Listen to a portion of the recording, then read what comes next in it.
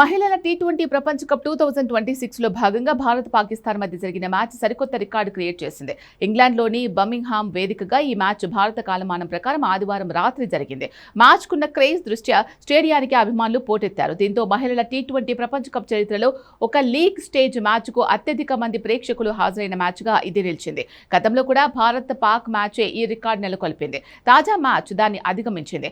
Birmingham వేదికగా జరిగిన group 1 match చూసేందుకు ఏకంగా 18,814 మంది అభిమానులు స్టేడియానికి వచ్చారు.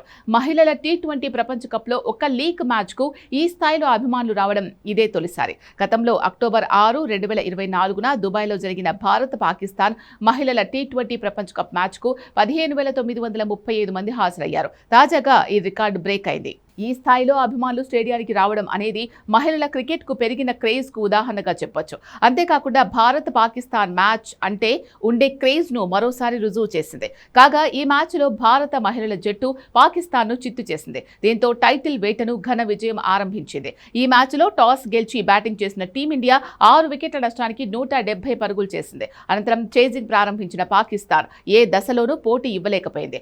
భారత బౌలర్ల దెబ్బకు పాక్ బ్యాటర్లు పెవిలియన్కు క్యూ కట్టారు. ముఖ్యంగా దీప్తి శర్మ, శ్రీచరణి దాయాది జట్టును దెబ్బకొట్టారు. దీప్తి శర్మ 4 ఓవర్లు వేసి 10 పరుగులు మాత్రమే ఇచ్చి 5 వికెట్లు తీసింది. శ్రీచరణి 4 ఓవర్లలో 21 రన్స్ ఇచ్చి 3 వికెట్లు పడగొట్టింది. షఫారీ వర్మ ఖాతాలో 1 వికెట్ పడింది. దీంతో పాక్ 17 ఓవర్లలో 106 పరుగులకు కుప్పకూలింది.